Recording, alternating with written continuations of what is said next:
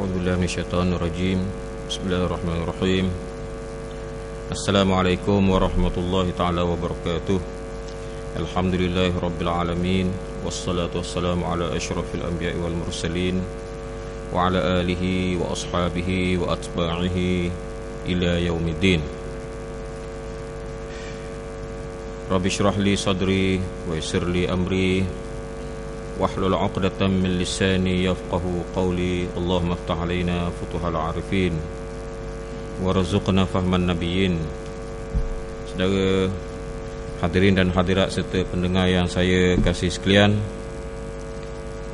pada malam ini kita terus menyambung perbincangan berkenaan dengan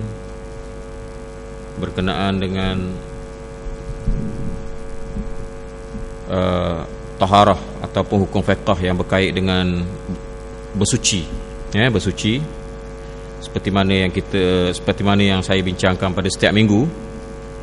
Jadi pada malam ini kita akan pergi kepada, ataupun saya akan sambung kepada perkara-perkara yang menjadi sunat di dalam wudu. Iaitulah yang ke-15, jangan bercakap-cakap sewaktu berwudu terkecuali apabila ada hajat. Kalau ada hajat tak apalah. Kalau saya saja nak cakap sokmo, sampai dalam wudu pun nak cakap juga, sambil-sambil koma pun nak cakap juga. Tak tahu lah, bolong agak kali sembuh air tak? Nak cakap juga. Cakap manusia ni dia diciptakan oleh Allah mempunyai lidah yang boleh berkata-kata. Haiwanun natiq. Al-insan haiwanun natiq. Manusia itu adalah haiwan yang boleh bercakap. Jadi sebab tu kita bercakap. Sampai dalam tidur pun bercakap. Sampai mengigar pun cakap. Dan yang merosakkan hubungan sesama manusia pun kerana cakap. Orang ni berasa hati sebab apa? Dia lagi cakap gitu. Begitu sampai pekak tu mempengaruhi kehidupan manusia cakap ni. Sampai pekak boleh balah. Sampai pekak boleh jadi sampai pekak boleh membunuhan antara satu sama lain kerana bercakap. Dan kerana bercakap juga Islam sampai kepada bukan setakat negeri Arab, tapi sampai ke Malaysia kita kerana bercakap. Maknanya berdakwah dengan lidah. Maknanya dia lidah kita ni ada dua perkara yang kita boleh salurkan. Yang pertama, kepada saluran yang baik, kita gunakan untuk berzikir kepada Allah, membaca Al-Quran. Tu cakap belaka tu. Kita cakap lah tu. Kemudian amal ma'ruf, cegah kepada kemungkaran. Lepas tu berdakwah. Itu. Kemudian menjalankan tanggungjawab. Orang jadi cikgu cakap lah. Tak tahulah. Kalau ada cikgu tak cakap, tak tahulah. Mungkin hari tu dia sakit demam tak. Dia beritahu anak murid dia hari ni tutup buku belaka. Cikgu remang tak umpamanya tak. Tu nak buat mana. Jadi cakap belaka. Jadi ada saluran kebaikan apabila kita gunakan untuk kebajikan. Dalam mesyuarat, dalam meeting. Tak ada meeting ni senyap. Ada meeting senyap? Ada. Sekurang-kurangnya pengurusi cakap. Walaupun ahli-ahli mesyuarat lain senyap, tapi pengurusi akan cakap juga. Mana cakap? Tu saluran kebaikan. Ada saluran yang kejahatan. Ini termasuklah seperti menghina orang, mengkeji, mengompak, ataupun menyakitkan hati orang, ataupun mengucap perkara-perkara kekufuran dan sebagainya. Ataupun menggunakan lidah yang boleh cakap ni berpidato untuk menghasut manusia supaya menjauhkan diri daripada agama Islam. Sebagaimana berlaku kepada Amr bin Suhail radhiyallahu anhu di zaman Rasulullah SAW. Dikatakan bahawa beliau ni adalah seorang pemidato yang hebat, tapi tak masuk Islam. Jadi dia gunakan lidah dia ni untuk apa? Untuk menyeru manusia supaya jangan terima dakwah Nabi. Dia pandai cakap. Dia tahu dekat mana Nabi Muhammad SAW berdakwah, baca Quran. Dia pergi situ. Dia pun gunakan kepandaian berpidato dengan syairnya, dengan macam-macam ukapan begitu begini. Orang jadi tertarik. Jadi ramai belah dia. Ramai belah dia dengar. Memang dah hak wahyu Tuhan ni kalau nak faham kena fikir, kena gerakkan organ dalaman ni, organ minda ni. Tak, kena gerakkan organ telinga ni supaya dengar betul-betul. Ni Quran ni dia jenis kalau baca dia akan menggerakkan semua orang panggil organ-organ dalaman. Okey, itu masuklah minda kita. Tapi kalau hok cakap sedap, kadang-kadang tak payah minda tak apa. Tak minda sangat dah, sedap. Oh, sedap dia cakap kelakonnya, ya Allah, dak umpamanya. Maka Ibnu Suhail tadi, dia gunakan kesempatan kepandaian dia bercakap tadi dengan dia mencuba melarikan pengikut-pengikut ataupun orang-orang yang mendengar dakwah Nabi Muhammad sallallahu alaihi wasallam. Oh, ramai belah dia dengar belah dia memang kelakar tak kita kata. Memang tak payah mikir faham lalu dah. Quran ni kena fikir, kena renung baru boleh faham sebab dia gerakkan minda tadi dah. Molek Quran jauh lah. Kita katanya bila minda kita bergerak, otak kita makin cergas tak? Maka itulah yang membina tamadun, itulah yang membina hadarah, itulah yang membina pembangunan sebenarnya begitu. Tetapi dia menggunakan kesempatan kepandaian untuk menjauhkan diri pengikut-pengikut ataupun pendengar-pendengar dakwah Nabi Muhammad ni supaya jangan dengar lagi dakwah Nabi Muhammad sallallahu alaihi wasallam. Lalu satu hari Sayyidina Umar minta dengan Rasulullah sallallahu alaihi wasallam, "Da'ni aqta'u lisanahu ya Rasulullah." Biar saya kerak lidah dia Rasulullah. Sayyidina Umar jadi sungguh. Orang lain tak jadi, Sayyidina Umar jadi. Kok mana-mana jelek juga. Okey, kok mana boleh kerak juga. Biar saya kerak lidah dia wahai Rasulullah.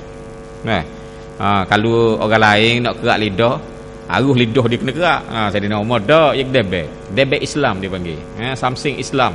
Boleh kita gunakan samsing Islam. Kita kena samsing. Kalau ada orang semangat yang samsing-samsing, gunakan untuk Islam. Samsing Islam. Islamkan samsing anda. Islamkan kedebek anda. Boleh kita masukkan, jadikan semua elemen-elemen kehidupan ni menjadi ejen-ejen Islam. Jadi saya nak katakan, apabila Sayyidina Umar kata begitu, Rasulullah kata jangan, la'allahu yanfa'uka yauman, boleh jadi lidah itu akan berguna satu hari. Rasulullah kata begitu. Rasulullah ni cakap dia ni, orang kita kata makbul, orang panggil makbul ni makna dia, kalau Rasulullah kata mudah-mudahan, tak mudah-mudahan dah, makna dia diterima oleh Allah. Sebab Nabi ni maksum, dia bersih daripada dosa. Apa yang dia cakap jadi doa. Begitu. Jadi dia kata la'allahu yanfa'u yauman, boleh jadi lidah tu dia ada manfaat satu hari. Memang betul sungguh. Lepas pada tu Ibnu Suhail tadi dia masuk Islam. Lepas pada dia masuk Islam, dia telah menggunakan kepandaian dia pandai bercakap tadi untuk dakwah orang pula. Sungguh. Kemudian bila Rasulullah SAW wafat, ada orang murtad.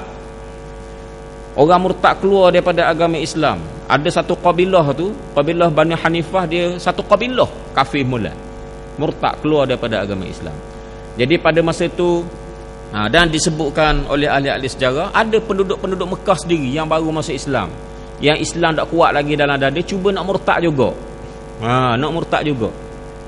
Jadi Suhail inilah yang menggunakan kepandaian dia berpidato untuk menetapkan hati-hati orang nak murtad ni, jangan murtad. Dia gunakan kepandaian dia cakap tadi. Jadi betul sungguh, memang ada satu hari lidah dia ada manfaat.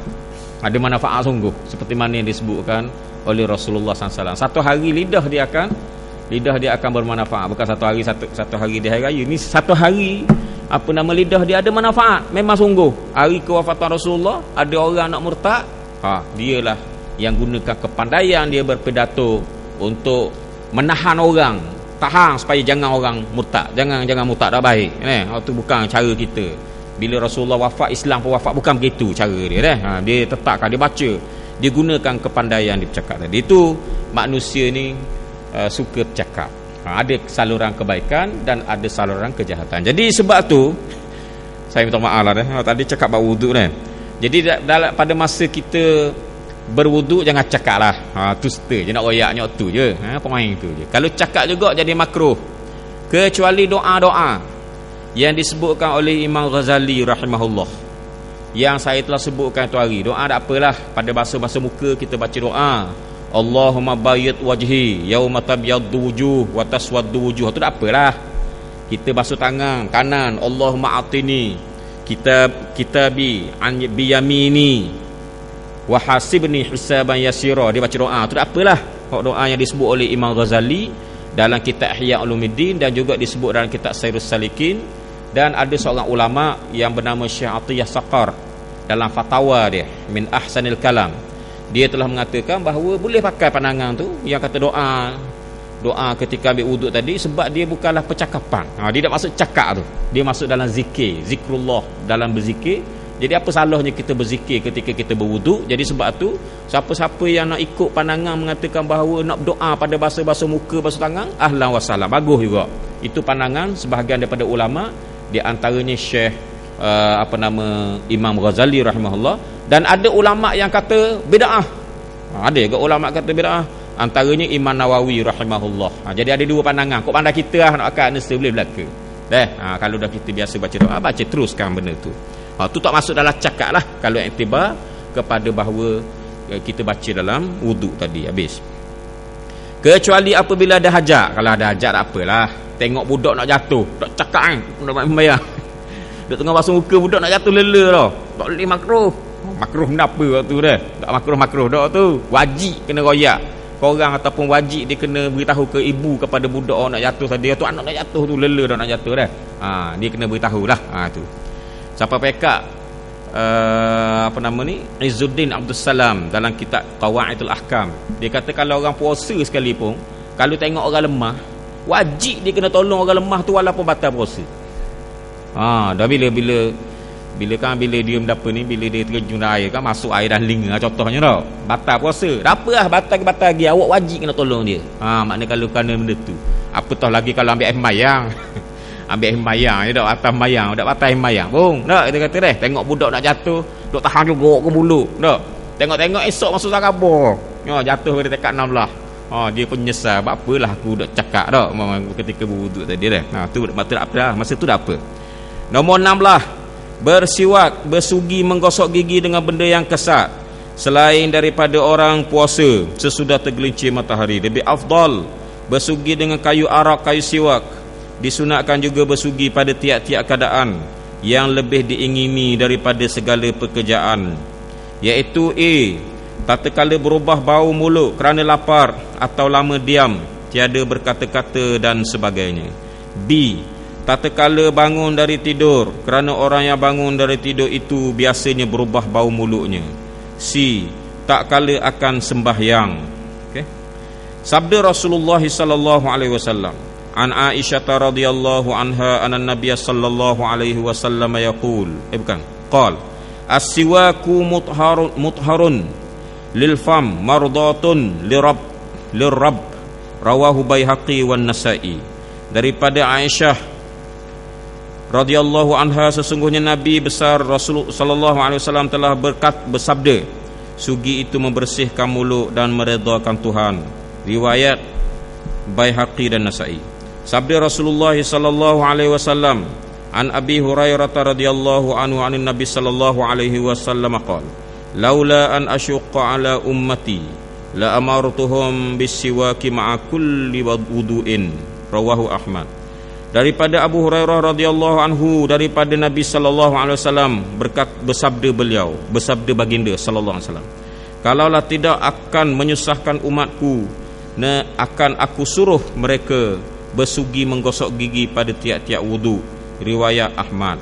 Sabda Rasulullah sallallahu alaihi wasallam, an Abi Hurairah radhiyallahu anhu an Nabi sallallahu alaihi wasallam, la khulufu famis shaim atyabu indallahi min rihil miski. Rawahu Bukhari wa Muslim.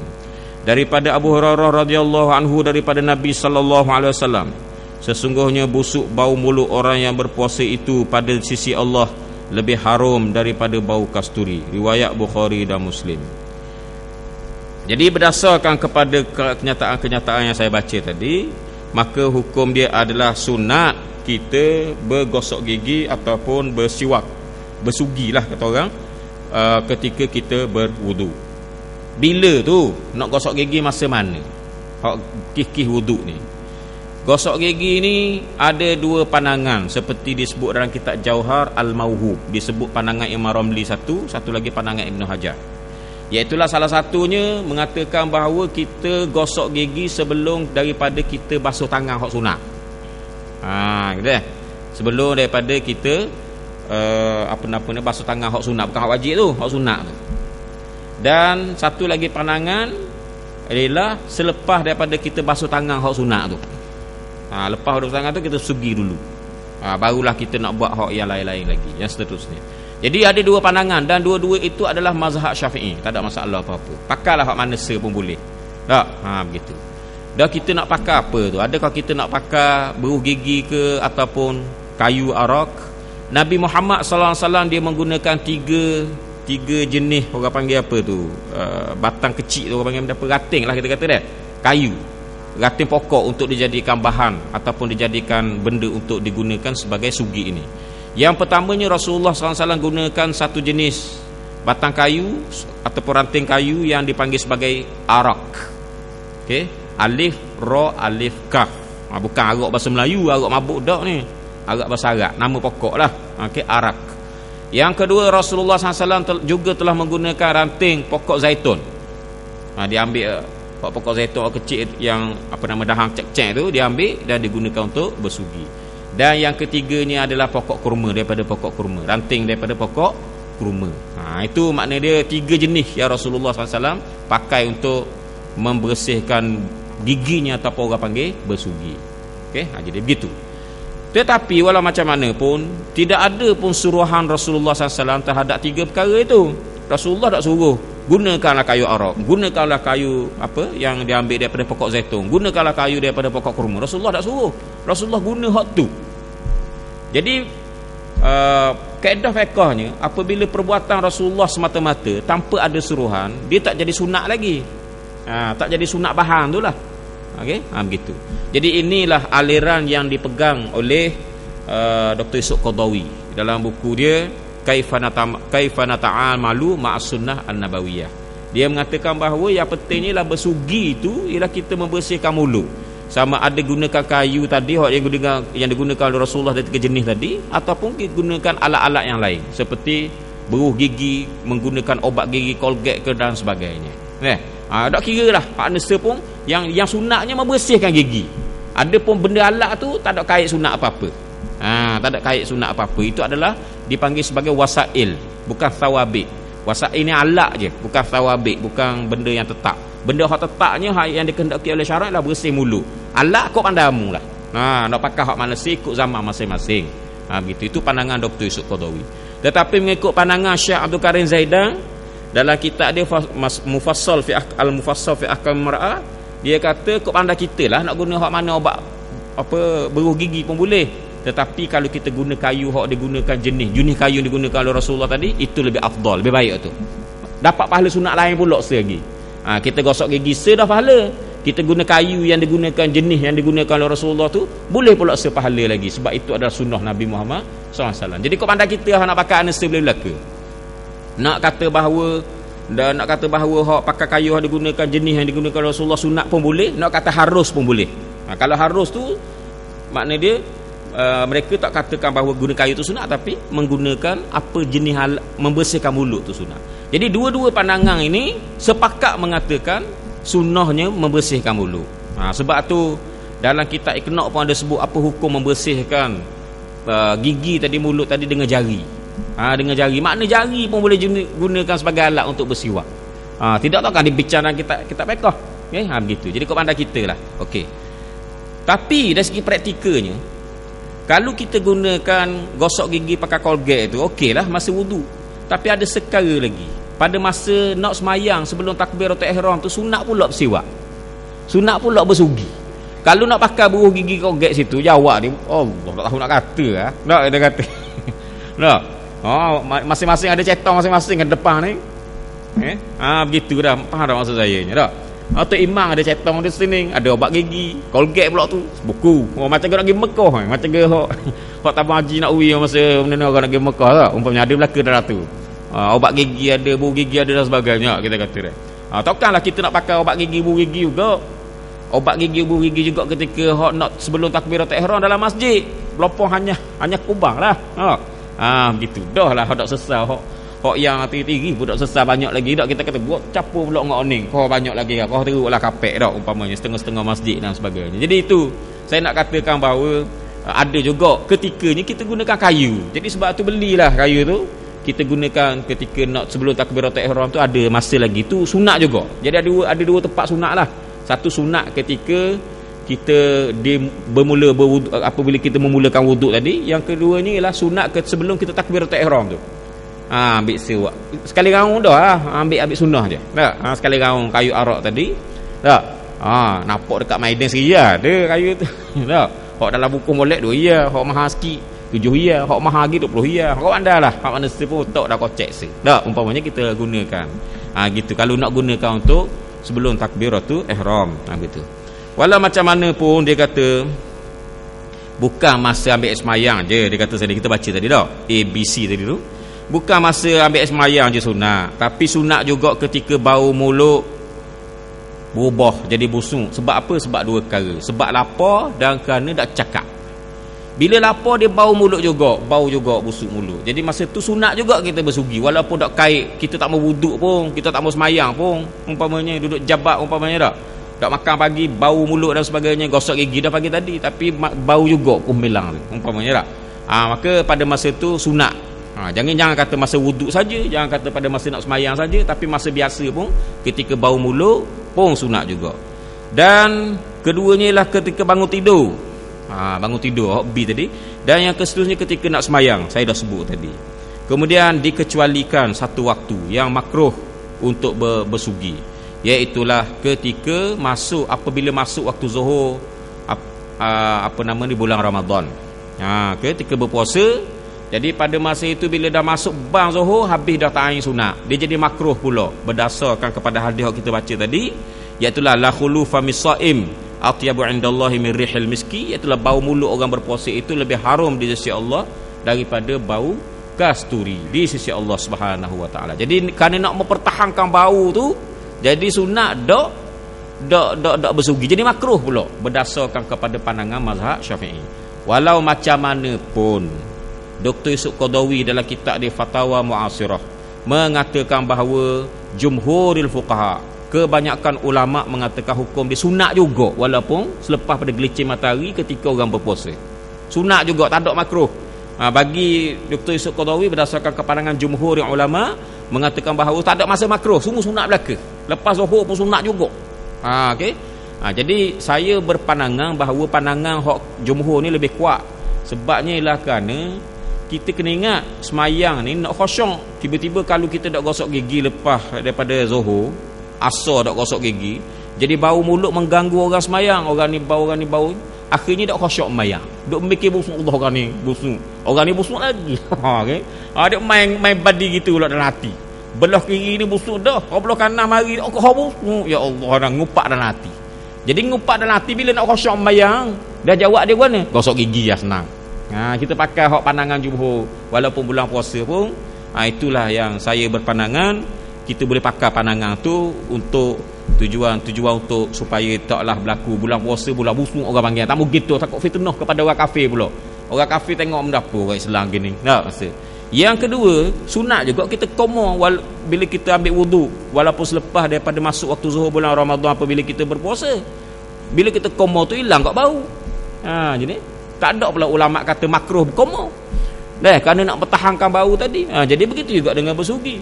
Kalau kita gunakan bersugi, dia akan hilang juga. Jadi fakta yang mengatakan dia tu tidak makruh adalah lebih kuat daripada mengatakan dia makruh. Okey, habis. Yang ke-17, membaca 2 kalimah syahadah dan menghadap kiblat ketika berwudu. Okey. Yang ke-18, berdoa sesudah selesai berwudu. Yang ke-19, membaca 2 kalimah syahadah sesudah selesai berwudu. Asyhadu an la ilaha illallah wahdahu la syarikalah wa asyhadu anna Muhammadan abduhu wa rasuluhu. Allahumma ja'alni minat tawwabin wa ja'alni minal mutatahhirin. Rawahu Ahmad wa Muslim wa Tirmizi. Artinya saya menyaksikan bahawa tidak ada Tuhan yang sebenar yang patut disembah melainkan Allah esanya. Tidak ada sekutu baginya, dan saya menyaksikan bahawa sesungguhnya Muhammad itu adalah hamba-Nya, hamba Allah, dan pesuruh Allah.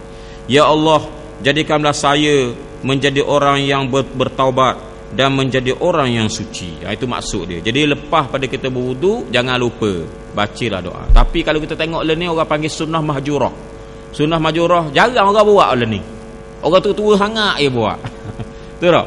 Macam tok kita, mak-mak kita orang tua barulah buat. Tak? Yang orang tua tak, dia fikir dia nak mati dah, umpamanya mati nak tambah pahala baca doa tak, kita kata dah. Mungkin begitu ataupun sebagai dia bagus juga, tak ada masalah niat gitu pun. Tapi sebenarnya tak kira muda tua, kita kena baca doa ni. Orang muda pun mati kau, nak cari pahala juga sebenarnya. Tak? Umur awak berapa 20? Tak nak kata umur 21 hidup lagi. Jadi kita ni fikrah kata bila kita dah tua barulah kita nak banyakkan amal ibadat, masuklah doa hak ni umpama bila tua, orang tua baca dak umpamanya. Jangan. Kita bacalah, amalkan sunnah Nabi Muhammad SAW ini. Lepas daripada berwuduk, sunat kita berdoa seperti yang saya sebutkan tadi. Yang membatalkan wuduk, hal-hal yang membatalkan wuduk seperti berikut di bawah ini. Nombor 1, keluar sesuatu daripada dua pintu atau dari salah satu keduanya. Baik yang keluar itu berupa zat atau angin yang biasa ataupun tidak biasa, seperti darah, atau yang keluar itu najis atau suci seperti ulat. Firman Allah Subhanahu wa taala, "Au jaa ahadum minkum minal gha'ita." Salah satu yang mewajibkan tayamum, kalau tidak ada air lah keadaan seseorang datang daripada tempat buang air. Surah An-Nisa ayat 43. Dalam ayat tersebut orang yang datang daripada kakus ni tandah. Kalau tidak ada air hendaklah bertayamum, bererti buang air itu membatalkan wudu. Sabda Rasulullah sallallahu alaihi wasallam, qala Rasulullah sallallahu alaihi wasallam, la yaqbalullahu salata ahadikum idza hadatha hatta yatawaddaa, muttafaqun alaih. Tidak diterima Allah sembahyang seseorang apabila ia berhadas, keluar sesuatu daripada salah satu daripada lubang kemaluannya sebelum ia berwudu, sepakat ahli hadis. Menurut tafsiran Abu Hurairah, ahdatha itu artinya keluar angin. Tetapi menurut Asy-Syaukani, segala yang keluar daripada kedua lubang kemaluan itulah yang dinamakan ahdasa. Sabda Rasulullah sallallahu alaihi wasallam yang diriwayatkan oleh Muslim, baginda menyuruh orang yang keluar mazi supaya berwudu, terkecuali suatu yang keluar daripada pintu-pintu yang lain atau keluar daripada badan yang lain. Semua itu tidak membatalkan wudu. Jadi antara perkara yang membatalkan wudu, keluar sesuatu daripada dua kubul ataupun dubur. Dua lubang tadi, kubul ataupun dubur. Walaupun yang keluar tu adalah benda yang lain daripada najis. Okey, biasanya kalau kubur keluar kecing, tapi keluar benda lain, darah umpamanya. Ataupun keluar benda lain. Benda lain lagi lah, kita tak tahu ada orang nyakit dan sebagainya lah. Yang keluar daripada kubur tadi adalah najis, tetapi keluar lain walaupun tak najis, seperti duit. Dia makan duit, dia makan duit shilling. Budak-budak umpamanya, dia tertelang pitih shilling tadi, kok pandailah hak 5 sen ke, hak sesen ke, hak sesen ada gila ni tak ada dah. Hak 5 sen ke, hak 10 sen ke, hak 20 sen merah ke, faham 20 sen merah, hak cek. 20 sen merah orang panggil dah. 20 sen tu nak masuk, kalau nak ambil air, nak beli air, hok pakar masuk ke air dapur hok bialang tu, masuk duit tu dak boleh tu, dak lagi bak ukuran dia lain dak umpamanya. Okey, duit samah ke, hok pasal baru ke, hok pasal lama ke, hok pasal lama besar sikit dak, dia telang guana, wallahu alam. Tak, ataupun memang dia makan, budak kecil dia makan belaka, jumpa atas latar makan belaka, nampak pitih makan pitih. Okey, maka keluarlah kok kubur dubur dia, maka batal juga wudu. Kalau budak kecil saya kira lah, orang tua batal juga wudu. Okey, begitulah keadaannya. Jangan kata najis je, jangan kata air kecil je, tetapi termasuk juga yang saya sebutkan tadi, benda walaupun benda tu suci sekalipun. Tak? Okey, begitu. Maknanya pitih tadi boleh guna gitu. Basuh melek tu boleh tak? Buat balik kat orang. Bila cucu tu balik orang pitih tu tak umpamanya tak? Boleh, ada masalah apa-apa. Itu kaedah dia. Mana dalil dia? Dalil dia lah auja ahadum minkum minal gha'id. Apabila salah seorang daripada kamu keluar daripada tempat buang air. Makna dia bila buang air itu adalah membatalkan wudu. Kau tidak takkan suruh tayamum. Ayat ni ayat tayamum. Tak? Ataupun berwudu. Menunjukkan orang yang buang air, sama ada air besar kecil, dia kena berwudu, menunjukkan dia batal sembahyang.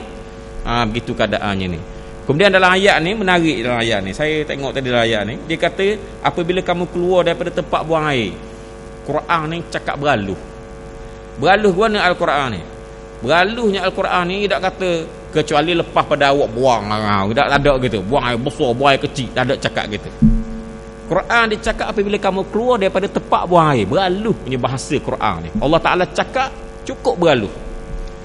Cukup beraluh. Okey. Perkataan dakhaltumuhun umpamanya digunakan untuk perkataan jima' setubuh. Dalam Quran dia tak sebut perkataan jama'tumu ke tak gitu. Dia guna dakhaltumuhun umpamanya tak. Dia guna perkataan dakhala. Dakhala. Beraluhnya Al-Quran ni. Sebab tu Quran ni cakap beraluh, bahasa dia beraluh, kita pun kena cakap cara beraluh juga. Jangan cakap kasar. Nak sebut benda-benda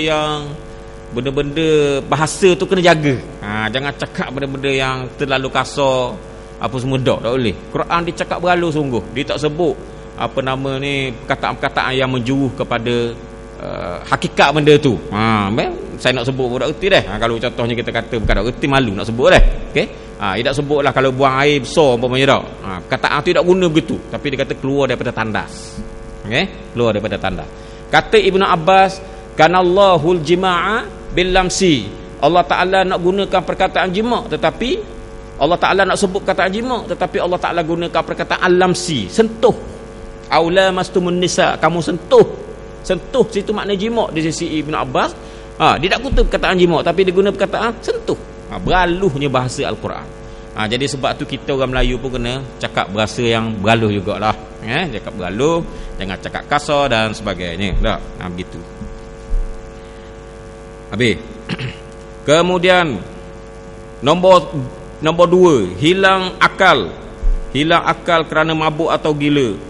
Juga batal wuduk kerana tidur yang tidak tertutup tempat angin, keluar angin.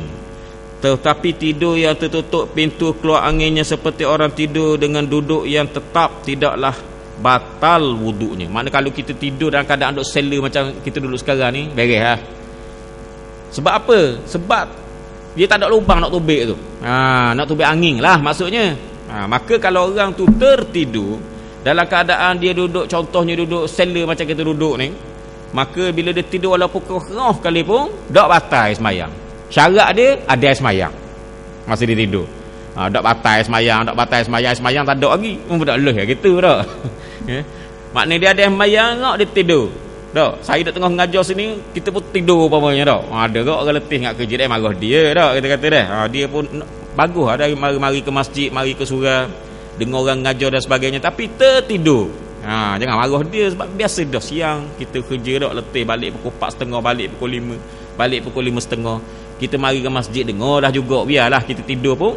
Jadi kalau kita tidur dalam keadaan kita bersela tu, maknanya dia tak batal sebab tetap papang punggung. Begitu keadaan dia. Macam mana pula kalau orang tu dia mimpi?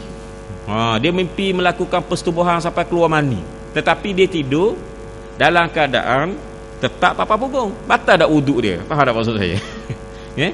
Ada dalam kitab tak sebut? Ada. Dalam kitab Hasyah Qalibi wa Umairah ada sebut.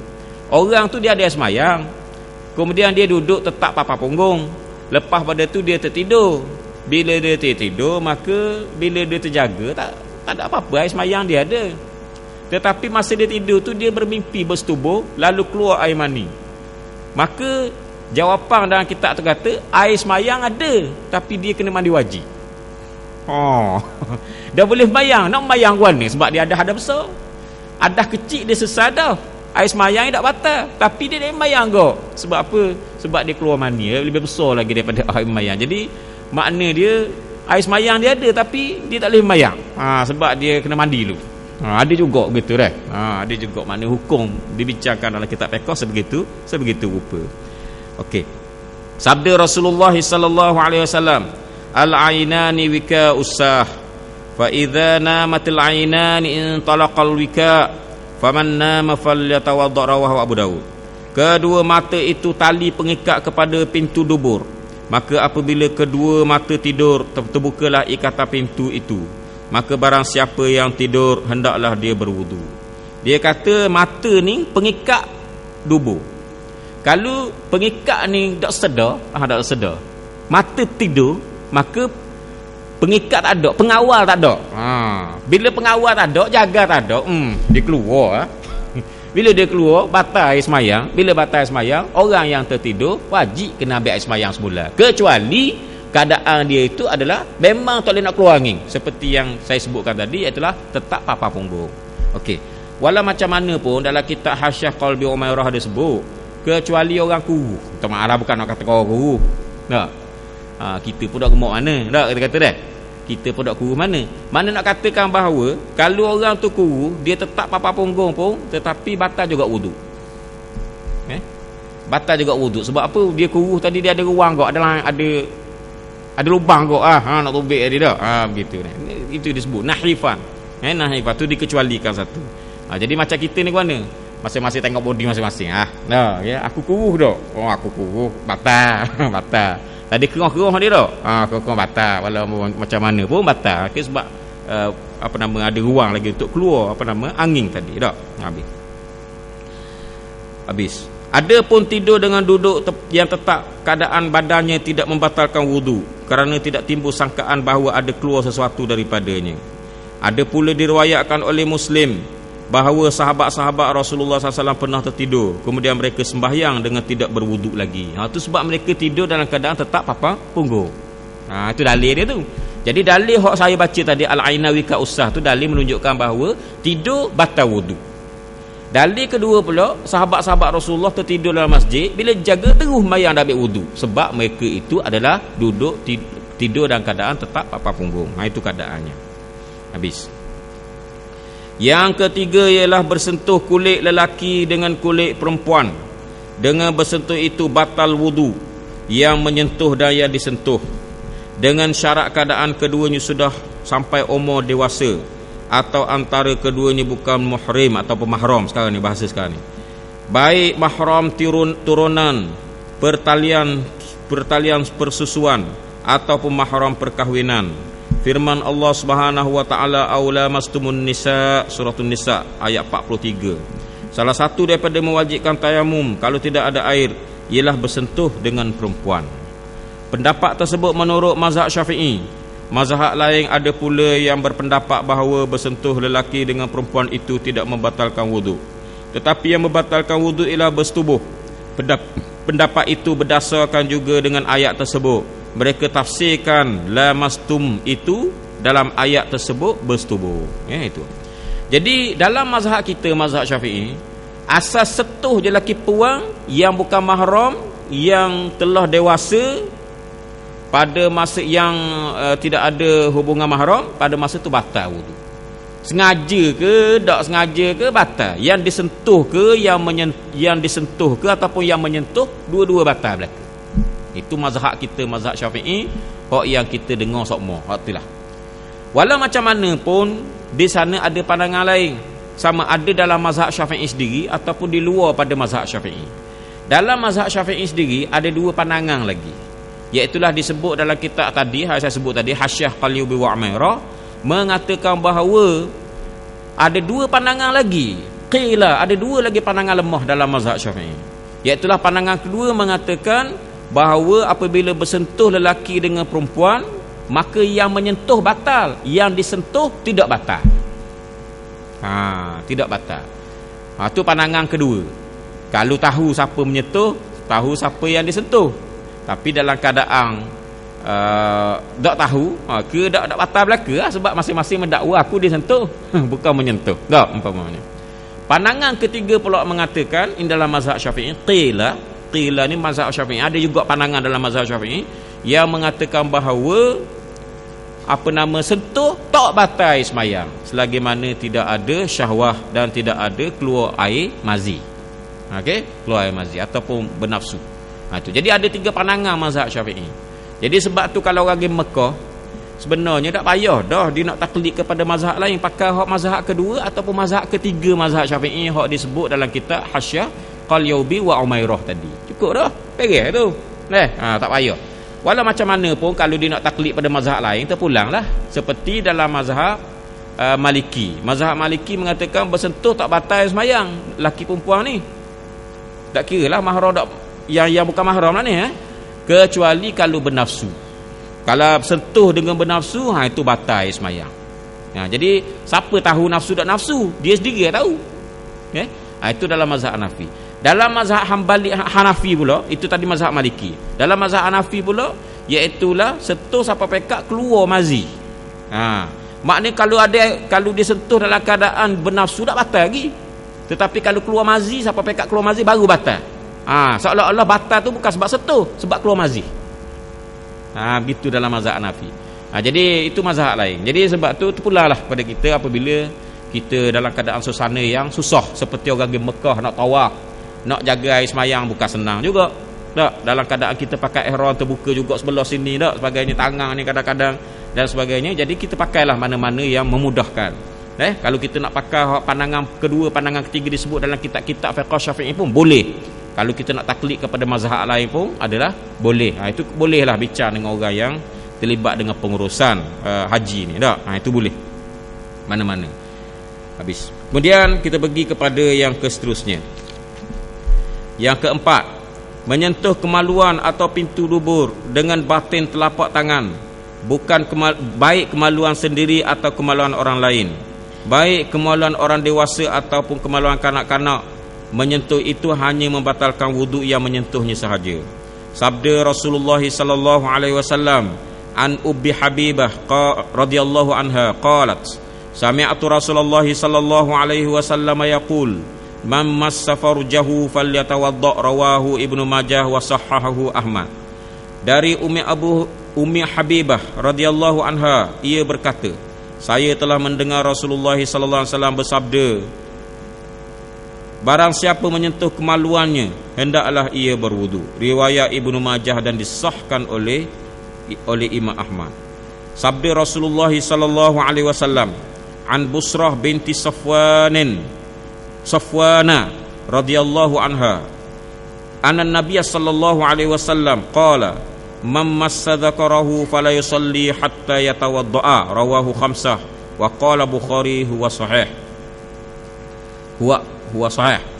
Daripada Busrah binti Safwan radhiyallahu anha, sesungguhnya Nabi sallallahu alaihi wasallam pernah bersabda, laki-laki yang menyentuh zakarnya kemaluannya janganlah ia bersembahyang sebelum ia berwudu. Riwayat 5 orang ahli hadis. Kata Bukhari, hadis ini paling sahih dalam hal ini. Dalam hadis tersebut teranglah batalnya wudu orang yang menyentuh kemaluannya sendiri apabila menyentuh kemaluan orang lain, kerana keadaannya lebih keji dan lebih melanggar kesopanan. Jadi sebab tu orang yang memegang kemaluan dia membatalkan wudu. Okey, tapi dengan telapak tangan. Bukan dengan zahir tangan, telapak tangan. Telapak tangan ni nak ukur mana? Senang je nak ukur telapak tangan ni, buat gini. Antara dua tangan ni buat gini, hak jumpa tu telapak tangan. Hak jumpa di antara dua kulit tu adalah telapak tangan. Jadi hak telapak tangan batin tu yang kalau setua tu barulah batal. Kalau hak yang belakang ni tidak membatalkan wudu. Itu. Kemudian di sana ada ulama yang berpendapat bahawa menyentuh kemaluan itu tidak membatalkan wudu. Mereka mengambil alasan daripada hadis Talak bin Ali radhiyallahu anhu. Sabda Rasulullah sallallahu alaihi wasallam, ar-rajulu yamusu dzakarahu alaihi wudu'un. Faqala Rasulullah sallallahu alaihi wasallam, innama huwa bid'atun minka. Rawahu Abu Dawud wa Tirmizi wa Nasa'i wa ghairuhum. Seorang laki-laki menyentuh kemaluannya, lalu ditanyakan apakah wajib ia berwudu. Jawab Rasulullah sallallahu alaihi wasallam, ia adalah hanya sepotong daging daripada tubuhmu. Riwayat Abu Dawud, Tirmizi, Nasa'i dan lain-lain. Jadi dalam mazhab Hanafi, seperti disebut dalam kitab kitab Nail Autar, dia mengatakan bahawa dalam mazhab Hanafi di antaranya mengatakan bahawa tidak batal wudu kalau orang menyentuh kemaluan dia walaupun dengan telapak tangan. Tapi kita mazhab Syafi'i. Jadi jangan mudah-mudah sangat nak tukar mazhab gitu. Hak yang tadi tu hamba sebut tadi, kalau kesusahan, hak tadilah hak batal bersentuh lelaki perempuan itu kalau dalam keadaan kesusahan seperti orang yang pergi ke Mekah, tu cerita lain. Tapi dalam keadaan tidak ada kesusahan apa-apa, janganlah nak tukar mazhab. Pandai-pandai kita gitu lebih kurang je dah. Umpama tak boleh, itu kena berhati-hatilah. Okey. Menyapu sepatu. Jadi saya berhenti setakat tu. Okey. Apa yang baik adalah daripada Allah Subhanahu Wa Taala, yang tak baik daripada saya, dan saya bertaubat kepada Allah Subhanahu Wa Taala. Bismillahirrahmanirrahim. Alhamdulillahirabbil alamin. Wassalatu wassalamu ala Rasulillah wa ala alihi wa sahbihi ajma'in. Allahumma ighfir lana warhamna wa tub 'alaina wafiqna wahdina wa atina min ladunka rahmah wa hayyi lana min amrina rashada walhamdulillahi rabbil alamin. Taqabbalallah.